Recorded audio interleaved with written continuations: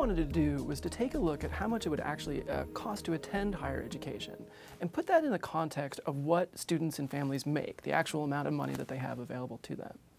So what we were able to do was to look for families at different income levels. What's the overall price of higher education that they have to pay, including how much it costs to, in terms of tuition, taking out the financial aid, but also putting in the cost of living at every institution. And then comparing that, and that's different for different family incomes, but we can compare that with what families actually make in a given state. So we're able to put this together for all 50 states, showing both across all the states how much it costs to go, and then within each state how different it is depending on how much you make. So what we found is that in almost every state, college affordability has declined since 2008. So what we've seen is that higher education is requiring a higher and higher percent of family income to attend in the time period that we've looked at.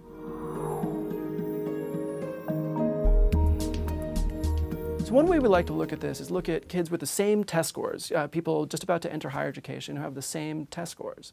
So if you look at high-income kids with high test scores, about 95% of them attend higher education. If you look at lower-income kids with the same test scores, only about 70% of them attend higher education. Now that rate of attendance, 70%, is actually the same as high-income kids with low test scores. So we see this big difference, and it's almost certainly attributed to the affordability of higher education. And it's hurting people who could really benefit from attending. What scares me is that we might be closing the door. This is a door that was open for generations for people to be able to attend, afford higher education. And I'm worried that we're closing the door for the next generation. I've been working with this team of researchers since the late 1990s. And at the time, we did something similar, although the data wasn't as good, and we were able to look at college affordability. And as we looked at it through the early 2000s, we saw college affordability actually getting worse. But at the time, we thought, this is probably as bad as it's going to get, that we couldn't see how it could get much worse. And in the 10 years since that work has been done, we've continued to see it get worse. So I am surprised, it's an unpleasant surprise, to see that we've pushed beyond, I think, where almost any reasonable observer thought we would go 10 or 15 years ago. What the website shows is, starting with all 50 states, what's the percent of family income that would be required to attend for, public 2-year colleges and public 4-year colleges.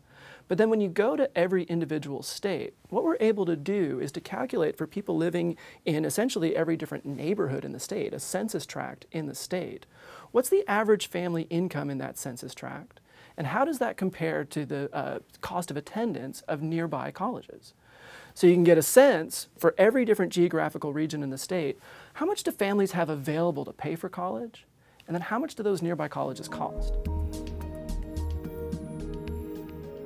Now what we were really surprised to find is for low-income people attending community colleges, many times they're asked to pay 40, 50, as much as 60% of their income to attend these open access public 2-year institutions.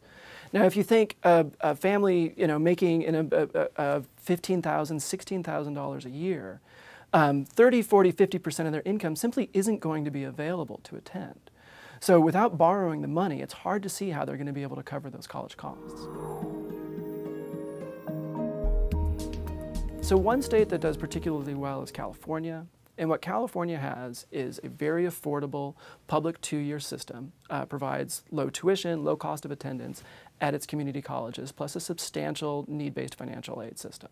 And you can see that in the data, and you can see that the relative to family income, the options are fairly affordable. Another good example is Maryland. And again, Maryland shares some characteristics in common with California, but also has made its public 4-year institutions very affordable and has targeted aid within those institutions at low and middle income families. So one of the states that has real problems with college affordability is Pennsylvania. And so what you see in Pennsylvania is very high cost of attendance, particularly at its public 4-year institutions and even at its public 2-year institutions. When you compare that high cost of attendance with relatively low family incomes, particularly if you focus in on cities like Philadelphia or a city like Pittsburgh, you can see that in many neighborhoods in that state, the cost of attendance requires 70 or as much as 80% of family income to attend. So what they need to do is focus their attention on the people who are having the hardest time attending higher education, the people with the lowest attendance rates, and the people who have paid the highest percent of their family income in order to attend. So that's going to be low and middle income families. And we can see in the data that those are the people with the lower attendance rates, but it turns out they're the people who get the biggest payoff when they do go to college.